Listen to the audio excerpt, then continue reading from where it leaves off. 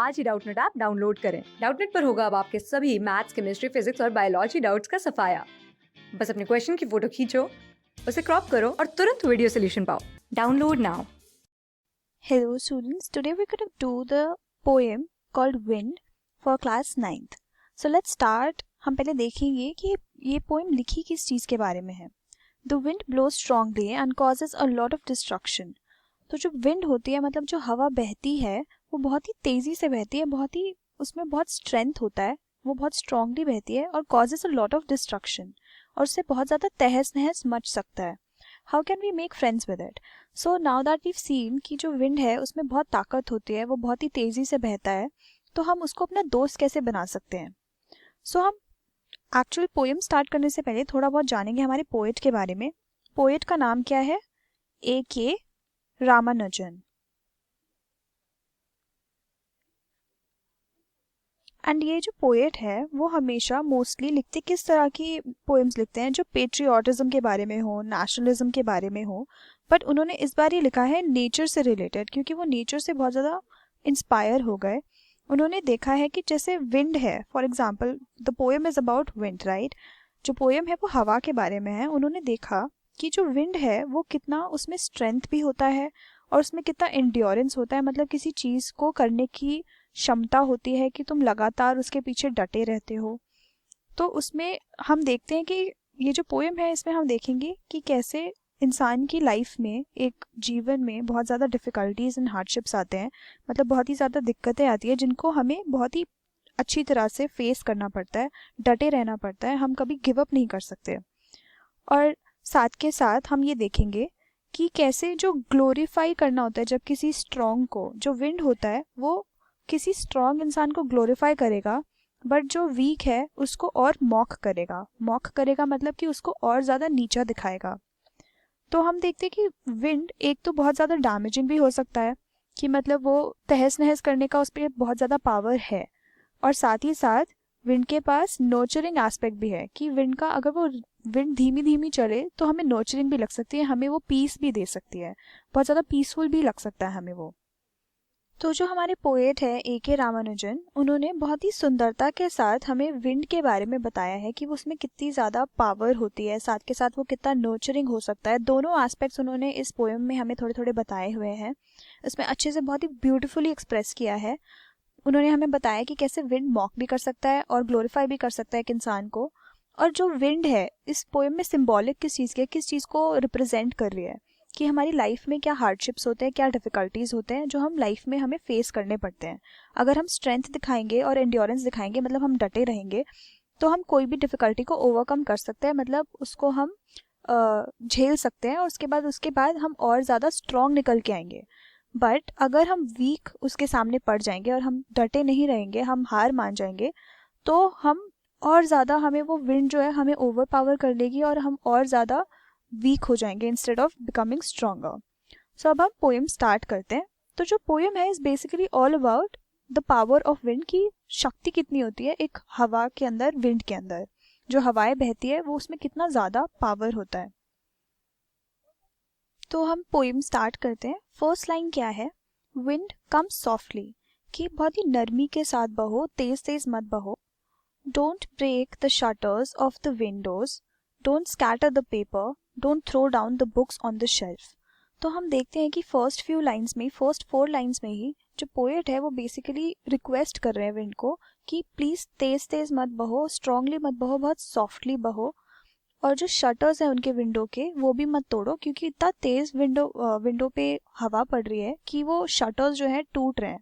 Shutters क्या होता है? एक अलग प्रोटेक्टिव लेयर होता है, एक और विंडो पेन टाइप ही होता है जो टूट सकता है अगर ज़्यादा हवा चले तो. जो पोएट है उनको ये शटर्स किसी तरह से प्रोटेक्ट कर रहे हैं बाहर के तहस नहस जो हो रहा है बिकॉज ऑफ द विंड, उससे. तो पोएट चाहते हैं कि वो ज़्यादा जो शटर्स है, वो इकलौता जो उनका प्रोटेक्शन है उसको भी ना तोड़े. डोंट स्कैटर द पेपर्स, उनके कमरे में कुछ पेपर्स रखे होंगे वो उसको भी बिखेरे ना. स्कैटर करने का मतलब होता है बिखेर देना. Don't throw down the books off the shelf, तो जो बुक्स है शेल्फ पे जो पड़ी है, जो बुक्स पड़ी है शेल्फ के ऊपर, उसको भी मत गिराओ, क्योंकि इतनी तेज हवा चल रही थी कि उनके सामान जो पड़े थे शेल्फ के ऊपर वो सब चीज़ें नीचे गिर रही थी और टूट रही थी और ख़राब हो रही थी. जो हमने यहाँ पे शटर्स देखे हैं वो बेसिकली इकलौता उनका प्रोटेक्शन है against the storm raising outside. जो वहाँ पे बाहर हवा चल रही है, स्टॉर्म चल रहा है, आंधी चल रही है, वो इकलौता प्रोटेक्शन है उनका कि अगर खिड़की टूट गई, उनके शटर्स टूट गए तो सारी हवा अंदर आएगी और उनको भी साथ के साथ थोड़ा बहुत डैमेज करेगी। तो पोएट यहाँ पे विंड को प्रोटेक्शन मांग रहे हैं, उनसे प्रोटेक्शन के लिए रिक्वेस्ट कर रहे हैं कि प्लीज हमें प्रोटेक्ट करो इंस्टेड ऑफ डैमेजिंग अस। अब हम नेक्स्ट लाइंस पे चलते हैं। There look what you did, you threw them all down. तो अब जब पोएट की बिल्कुल टोन ही चेंज हो गई है, वो एक्यूजेटरी टोन में आ गए हैं कि मतलब वो अक्यूज कर रहे हैं विंड को कि देखो तुमने क्या कर दिया। अक्यूज करना क्या होता है किसी इंसान को। अभी हम टोन यहाँ पे लिख देती हूँ मैं, एक्यूजेटरी टोन। इसका मतलब क्या होता है कि अब वो गुस्से में आ गए हैं, उनको अक्यूज कर रहे हैं कि देखो तुमने क्या कर दिया, कि किसी को बताना, जताना कि तुमने किसी के लिए किसी को हानि पहुंचाई है। You tore the pages of the books, you brought rain again. वो बोलते हैं कि तुमने जो पेजेस हैं उनके बुक्स के वो भी फाड़ दिए और तुम साथ के साथ बारिश भी ले आए। वो अभी भी अक्यूज कर रहे हैं विंड को कि देखो तुमने क्या किया, तुमने मेरी बुक्स के सारे पेजेस फाड़ दिए। टोर का मतलब होता है फाड़ देना। एंड ब्रॉट रेन अगेन, मतलब उन्होंने अपने रूम के अंदर जो डैमेज हुआ है वहीं तक नहीं रुके, वो उन्होंने बाहर देखा विंडो के और देखा कि बारिश हो रही है, तो उन्होंने उसके लिए भी उनको ब्लेम कर दिया, उसके लिए भी वो उन्हीं को कंप्लेन कर रहे हैं। रेन को मतलब रेन हुई मतलब बारिश हुई, उसको भी वो विंड के ऊपर डाल रहे हैं कि तुम बारिश भी तुम ही लाए हो। You very clever at poking fun at weaklings. Weaklings क्या होते हैं, जो लोग नाजुक होते हैं और जो लोग स्ट्रांग नहीं होते, अपने आप की खुद से प्रोटेक्शन नहीं कर पाते। तो वो कह रहे हैं कि जो वीक होते हैं लोग, स्ट्रांग नहीं होते, उनको भी तुम पोक कर रहे हो। पोक करना मतलब उनके और ज़्यादा मज़े ले रहे हो किसी तरह से, कि उनको इंस्टेड ऑफ गिविंग प्रोटेक्शन तुम उनको और ज़्यादा बुली कर रहे हो, कि उनको और ज़्यादा परेशान कर रहे हो। तो वो कहती कि तुम बहुत क्लेवर हो, मतलब तुम बहुत ज़्यादा शातिर हो, कि तुम जो लोग ऑलरेडी वीक हैं उनको और ज़्यादा तुम परेशान कर रहे हो। Frail crumbling houses, crumbling doors, crumbling rafters, crumbling wood, crumbling bodies, crumbling lives. तो बोलते इतनी सारी चीज़ें क्रम्बल हो रही है, मतलब टूट रही है, क्रश हो रही है किसी तरह से। Crumbling hearts also. So we can see कि जो पोएट है उनका टोन यहाँ पे आके बहुत सॉम्बर हो गया है। सॉम्बर का मतलब क्या होता है, सैड। सॉम्बर का स्पेलिंग है SOMBRE। सॉम्बर का मीनिंग होता है सैड और बहुत ही ज़्यादा डल टोन हो जाना, क्योंकि हम देख रहे हैं यहाँ पे डिस्ट्रक्शन हो रहा है, मतलब तहस नहस चल रहा है। फ्रेल का मीनिंग क्या होता है, बहुत ही वीक और नॉट वेरी, मतलब डेलिकेट होना। तो जो डेलिकेट क्रम्बलिंग घर है, क्रम्बलिंग का मतलब पीसेस में टूट जाना बिल्कुल। हाउसेस ऐसे क्रम्बल हो रहे हैं, मतलब नष्ट हो रहे हैं। डोर्स नष्ट हो रहे हैं। क्रम्बलिंग राफ्टर्स, राफ्टर्स क्या होते हैं, जो रूफ होता है घर का, उसके ऊपर ऐसे एक डिज़ाइन होता है सो दैट जो भी पानी वानी पड़े वो यहाँ से बारिश होती है तो नीचे की साइड जाके गिरे। तो जिस घर में हमारे पोएट रह रहे हैं उसके जो राफ्टर्स है, मतलब जो उसका छत है, उसकी छत भी गिरने को हो रही है, बहुत ज़्यादा टूट रही है, तहस नहस हो रही है। साथ के साथ वहाँ पे जो वुड पड़ा है, मतलब लकड़ियाँ पड़ी है, वो सब भी ख़राब हो रही है, वो सब भी टूट रही है। क्रम्बलिंग बॉडीज़, जो बाकी बॉडीज़ है, लाइव्स है, हार्ट्स है, सब कुछ क्रम्बल हो रहा है, सब कुछ टूट रहा है। So with a sombre tone, मतलब सैडनेस के साथ, द पोएट इज सेइंग कि इतनी सारी चीज़ें क्रम्बल हो रही है, मतलब नष्ट हो रही है। लाइव्स जैसे, बिकॉज लोगों के सर पे छत नहीं है, सो उनके पास कुछ बचा ही नहीं है, so that like they can shelter themselves. So उनकी जो वीक बॉडीज़ है वो भी क्रम्बल हो रही है। उनके फ्रैजाइल हार्ट्स जो है, फ्रैजाइल मतलब नाजुक हार्ट्स। पोएट ने ऐसा क्यों कहा है कि लोगों के हार्ट्स भी बहुत फ्रैजाइल है और हर्ट हो रहे हैं, बिकॉज जो इंसान है उसके अगर दिल में होप नहीं होगी तो फिर वो जीने की इच्छा नहीं रखेगा। एंड साथ के साथ we have to see the poetic devices. So in the first few lines we can see यहाँ पे don't हर एक लाइन में यूज़ हो रहा है, that is called anaphora. anaphora use होता है जैसे जब हम देखते हैं कि कोई सीक्वेंस, कोई वर्ड्स बहुत ज़्यादा बार यूज़ हो रहे हो बिगिनिंग से बाकी नीचे के कुछ लाइन्स में, so that is done so that you can put emphasis on it, कि उस पर और ज़्यादा फोकस करें, क्योंकि ये चीज़ इसमें क्या लिखा है, don't break the shutters of the windows, don't scatter the paper, don't throw down the books on the shelf. So यहाँ पे हम देख रहे हैं बहुत बारी डोंट यूज़ हो रहा है। सो यहाँ पे कौन सा पोएटिक डिवाइस यूज़ हो रहा है, anaphora. Anaphora is use to put more emphasis, और ज़्यादा फोकस करने के लिए कि ये चीज़ें विंड ना करे। The poet is requesting the wind to not do these certain things. उसके बाद हम देखेंगे नीचे की लाइन्स में बहुत ज़्यादा बार क्रम्बलिंग वर्ड बहुत ज़्यादा यूज़ हो रहा है इन 3 लाइन्स में। क्रम्बलिंग भी बहुत ज़्यादा रिपीट हुआ है और इसको रेपिटिशन बोलते हैं. This poetic device is called repetition. So ये पोएटिक डिवाइसेस इज इम्पॉर्टेंट कि आपको याद रहने चाहिए while because these are asked in exams usually. Repetition इसलिए यूज़ होता है सो दैट इसमें एक म्यूजिकल इफेक्ट आए और एम्फोसिस करे फिर से पॉइंट को, कि मतलब और ज़्यादा फोकस डाल पाए लोग पढ़ते हुए, और अटेंशन लाया जाता है because this is very crucial for the whole poet. फिर साथ के साथ हम नेक्स्ट लाइन स्टार्ट करते हैं. The wind god winnows and crushes them all, he won't do what you tell him. Winnows का मतलब क्या होता है एंड क्रशेस का मतलब क्या होता है? विनो करना होता है जैसे जो ग्रेन्स होती है उसमें से हम उसका जो ऊपर का पार्ट होता है, मतलब जो प्रोटेक्टिव लेयर होता है, उसको निकालते हैं सो दैट हम सिर्फ फूड प्रोडक्ट्स को, उसके अंदर का जो ग्रेन होता है सिर्फ उसको निकाल पाए, सेपरेट कर पाए. सो उसी तरह जो विंड गॉड है, जो भगवान है हवा के, वो अलग अलग कर रहे हैं चीज़ों को अलग अलग कर रहे हैं. जैसे सेग्रीगेट करना मतलब चीज़ों को अलग कर रहे हैं कि क्वालिटी के हिसाब से जो लोग अच्छे हैं उनको वो रख रहे हैं दुनिया में, और जो लोग अच्छे नहीं हैं उनको वो क्रश कर रहे हैं, मतलब उनको बिल्कुल उनका तहस नहस कर रहे हैं, डैमेज कर रहे हैं उनकी लाइफ्स को बहुत ज़्यादा. He won't do what you will tell him. वो कहते हैं कि पोएट कहते हैं कि जो विंड गॉड है वो काम नहीं करेंगे जो तुम चाहते हो, जो तुम उन्हें बताओगे. So come let's build strong homes. So हम यहाँ पे देखते हैं कि जो हमारे पोएट है उनका जो टोन है वो फाइनली चेंज हो गया है. Now his tone is cautionary. Let's write it here so that you can remember. Cautionary tone है अब उनका, क्योंकि अब वो लोगों को वार्न कर रहे हैं कि अब हमें विंड से बचना है. अगर उनका जो व्रत है अगर उससे बचना है तो फिर हम कैसे उसको ओवरकम कर सकते हैं. तो जो पोएट है अपने जो रीडर्स हैं उनको बता रहे कि कैसे एस्केप करा जा सके इल इफेक्ट से विंड के. उसको कैसे अपील करें, हम कैसे विंड को अपना फ्रेंड बनाएं. तो पोएट कह रहे हैं कि अगर विंड हमारी बात नहीं सुनने वाले, कि हम नहीं जो हम चाहते हैं वो विंड नहीं करने वाला, तो हमें क्या करना पड़ेगा इससे बचने के लिए, इसको एस्केप करने के लिए? Let's build strong homes. वो कहते हैं अगर हमें इल इफेक्ट्स को नहीं फेस करना तो हमें इसके लिए अपने आप से प्रिकॉशंस लेने पड़ेंगे. लाइक बिल्ड स्ट्रॉन्ग होम्स मतलब ऐसे सख्त घर बनाएं जिससे वो हमें इफेक्ट ही ना कर पाए. एंश्योर आवर डोर्स के नॉट बी इजीली ब्रोकन. साथ के साथ जो उनके डोर्स हैं, या जैसे हम नेक्स्ट लाइन में देख रहे हैं, let's join the doors firmly. तो जो डोर्स हैं उसको ऐसे बंद करें कि वो खुले ना अपने आप से, इजीली ब्रेक ना कर पाए विंड डोर्स को. Practice to firm the body. और जो साथ के साथ अपनी खुद की जो बॉडी है मेंटली और फिजिकली उसको ऐसे प्रिपेयर करें, मेंटली एंड फिजिकली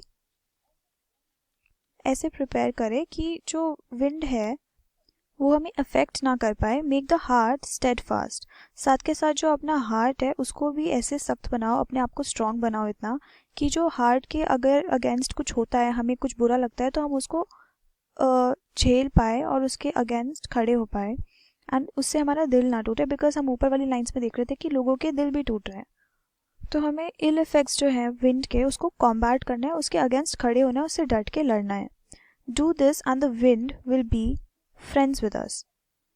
सो अगर हम इस तरह से अपने आप को हैंडल करें, अपने आप को कैरी करें, तो फिर इस वजह से जो विंड होगा वो हमारा फाइनली फ्रेंड बन जाएगा. तो हम no longer we will be in a fight with the wind.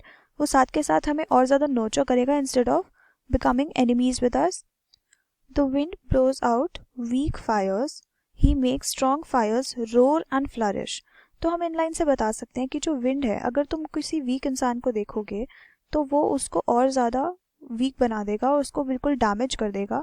So we can see that how the wind basically blows out the weak fires. मतलब जो अगर थोड़ा बहुत जल रहा है अगर कोई फायर तो उसको बुझा देगा, बट देन जो स्ट्रॉन्ग फायर है उसमें वो और ज़्यादा आग भरेगा, और ज़्यादा फ्लरिश होगा, वो और अच्छे से तेज़ से जलेगा, उससे वो और ज़्यादा स्ट्रॉन्ग बना देगा. In a way it is nurturing the fire. Nurturing का मतलब क्या होता है? उसको और ज़्यादा एम्ब्रेस करना, उसको और ज़्यादा बेटर बनाना. This leads the poet to conclude that if we are strong. इसके साथ साथ हमें पता चलता है कि जो पोएट है वो कंक्लूड कर रहे हैं कि अगर हम स्ट्रॉन्ग हैं तो विंड हमारा साथ देगा, वो हमारा स्ट्रेंथ को और इंक्रीज़ करेगा. बट अगर हम वीक हैं तो फिर वो उसको क्रश कर देगा कम्प्लीटली. तो उसके बाद फाइनली जो पोएट है उन्होंने स्टार्टिंग से ही हमेशा जेंटली ब्लो करने के लिए बोला है, रिक्वेस्ट किया है विंड को. और वो हमें बताते हैं कि विंड गॉड को रोज़ डिवोट करें हम अपने आप, मतलब सिंग करें विंड गॉड को, उनको प्रेज करें. लास्ट फ्यू लाइंस में हम we can see his friendship is good if you are friends with the wind. उनकी फ्रेंडशिप बहुत अच्छी है, विंड की फ्रेंडशिप बहुत अच्छी है. We praise him every day. अगर हम उनको रोज़ उनको प्रेज करें, उनको बढ़ावा दें, उनके लिए गाएं और डिवोट करें अपने आप को कि हम विंड की पूजा करेंगे, तो wind will be good to us and वो जो एनिमी वाला रिलेशनशिप है वो ख़त्म हो जाएगा। यहाँ पे हम और भी पोएटिक डिवाइसेस देख सकते हैं, जैसे मेटाफॉर्स। मेटाफॉर में क्या होता है कि हम देख रहे हैं कि जैसे हम पूरे पोएम में देख रहे हैं wind, we are talking about wind, तो ये एक तरह से एक एक्सटेंडेड मेटाफॉर है। यहाँ पे पूरी पोएम में पोएट बात करते हैं कि कैसे वो क्रम्बल डाउन कर देती है चीज़ों को, स्कैटर कर देती है पेपर्स को, बुक्स गिरा सकते हैं वो मतलब ऐसे दिखा रहे हैं कि विंड में बहुत ज़्यादा पावर है और वो बहुत वॉयलेंटली ब्लो करता है, वो क्लाउड्स भी लेके आता है, साथ के साथ डिस्ट्रॉय भी कर सकता है homes. But at the same time इसको हम दूसरी तरह से भी ले सकते हैं, इसका एक इनर मीनिंग होगा, अंडरलाइंग मीनिंग होगा। बट इन सब हार्डशिप्स के साथ साथ हमें पोएट बताना क्या चाह रहे बाय द एंड कि इंसानों को वीक नहीं होना चाहिए, they have to face the challenges in life. जो भी दिक्कतें आ रही होंगी लाइफ में उन सबको बहुत ही डट कर उसका सामना करना चाहिए, instead of being weak and हार मानने से better you have to be strong at heart. तो लाइफ में जितनी भी प्रॉब्लम्स आ रही होंगी उन सब के अगेंस्ट हमें डट कर उसका सामना करना है, that is the whole point. So wind इस तरह से एक सिंबल है। सिंबलिज्म भी हम इस पूरे पोएम में बहुत बार देखेंगे, that is also a poetic device. I will write it here.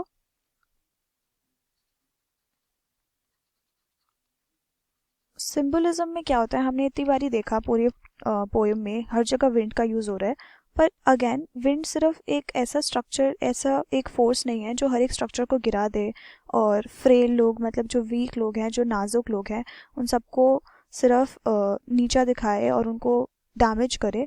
But instead वही सिंबॉलिक है हार्डशिप्स और चैलेंजेस के बारे में, कि एक स्ट्रॉन्ग विल्ड पर्सन जो होगा वो बहुत ही ज़्यादा इन सब चीज़ों से ऊपर उठ सकता है, इन सब चीज़ों को वो झेल सकता है, डट के उसका सामना कर सकता है। पर साथ के साथ एक जो वीक पर्सन होगा वो डरेगा एडवर्सिटी से। एडवर्सिटी क्या होता है, दुनिया में जो भी प्रॉब्लम्स आती है, जो भी बुरे स्टेट्स आते हैं, I write it here, adversity. Adversity means life में जो भी प्रॉब्लम होती है, दिक्कतें होती है, ऐसे सिचुएशंस जो इंसान यूजुअली हैंडल नहीं कर पाता। तो ऐसे जो सिचुएशंस होते हैं एक वीक इंसान उसका सामना नहीं कर पाएगा। सो वी कैन सी जो एडवर्सिटी है उसको हम विंड मान के चल सकते हैं कि जो भी दिक्कत हो रही है, because we have seen in the poem कि विंड इज डिस्ट्रॉइंग एवरीथिंग, सब कुछ क्रम्बल कर रहा है। बट अगर हम एडवर्सिटी को ढंग से फ्रेंड बना सके, एडवर्सिटी में भी अगर इंसान खुश रह सकता है तो वो कुछ भी हासिल कर सकता है। That is the whole point of the poem. तो हमने यहाँ पे सिंबलिज्म देखा, मेटाफॉर्स देखे, फिर साथ के साथ हमने रेपिटेशन देखा, these are the poetic devices, repetition, and ऊपर हमने एनाफोरा देखा था। So these are the 4 poetic devices which are very important, जो हमें याद रखने होंगे एग्जाम पॉइंट ऑफ व्यू से, because these are usually asked. और फिर साथ के साथ in the whole poem we seen the importance of how we suppose to be very strong at heart, and साथ के साथ हमेशा जो दिक्कतें हैं, wind is basically symbolising hardships in life. और साथ के साथ हमें बताया गया है कि हाउ टू कॉन्कर इट, मतलब उसका सामना कैसे करा जाए, instead of being weak how to become stronger. So this whole poem was about how to deal with hardships in life. और यहाँ पे हार्डशिप्स को सिंबलाइज करने के लिए, मतलब उसको एक चीज़ से, मतलब एक ज़रिया बना के जो हमारे पोएट हैं उन्होंने दिखाया है कि दुनिया में बहुत ज़्यादा दिक्कतें होती हैं जो हमें कम्प्लीटली क्रश कर सकता है, but at the same time we are suppose to become friends with it, and उसको एक्सेप्ट करना चाहिए और उसके अच्छे से डट के उसका सामना करना चाहिए। Instead of being weak you are suppose to grow and become stronger. So we've seen anaphora which is very important. हमने फर्स्ट फ्यू पैराग्राफ्स में देखा था एक्यूजेटरी टोन, जिसमें हमारे जो पोएट है वो हर बारी पोएट को अक्यूज़ करे कि तुमने ये कर दिया, तुमने वो कर दिया। फिर हमने साथ के साथ नीचे जाते जाते देखा कि कैसे बहुत ही सॉम्बर टोन होता जा रहा है उनका, मतलब सैड टोन होता जा रहा है, पोएट का टोन चेंज हो रहा है कि अब वो अक्यूज़ करने के बाद वो सैड है कि वो ऐसे कर क्यों रहे हैं, but at the same time afterwards उनका टोन चेंज होता है कॉशनरी टोन की, ठीक है उन्होंने एक्सेप्ट कर लिया है इस फैक्ट को कि जो विंड है वो उनको काफ़ी नुकसान पहुंचा सकती है, but at the same time वो इस प्रॉब्लम के साथ लड़ने के लिए तैयार है। वो अपने आप को मेंटली और फिजिकली प्रिपेयर करेंगे, मतलब हर एक इंसान को मेंटली और फिजिकली प्रिपेयर कर लेना चाहिए अपने आप को, अपना दिल स्ट्रॉन्ग बनाना चाहिए, सो दैट वो ऐसे प्रॉब्लम्स को अच्छे से झेल पाए और उसको डट के सामना कर पाए, एंड्योरेंस आए उनके अंदर। फिर उसके बाद हमने देखा मेटाफॉर्स यूज़ हुए हैं, सिंबलिज्म यूज़ हुआ है। तो ये सारे हमारे पोएटिक डिवाइसेस थे। रेपिटेशन भी यूज़ हुआ है। रेपिटेशन कहाँ पे यूज़ हुआ है, रेपिटेशन हमारा यूज़ हुआ है क्रम्बलिंग, में जितनी भी बारी क्रम्बलिंग यूज़ हुआ है, इन फ्यू लाइंस में क्रम्बलिंग बहुत यूज़ हुआ था। फिर नीचे जाके विंड जहाँ पे भी यूज़ हो रहा है वहाँ पर दो पोएटिक डिवाइसेस यूज़ हो रहे हैं, metaphors and symbolism eight the same time. तो ये दोनों के दोनों, you can also right if they ask a question like that कि विंड के बारे में जब वो बात कर रहे हैं तो कहीं पे भी तुम मेटाफॉर भी डाल सकते हो, सिम्बलिज्म भी डाल सकते हो, क्योंकि विंड को वो इन अ वे बोल रहे हैं। मेटाफॉर क्या होता है कि उसमें एक अंडरलाइन मीनिंग होगा, लिटरल मीनिंग के अलावा भी, कि वो एक चीज़ को किसी तरह से रिप्रेजेंट कर रहा है। सो मेटाफॉर विंड में आएगा और सिम्बलिज्म भी विंड में आएगा।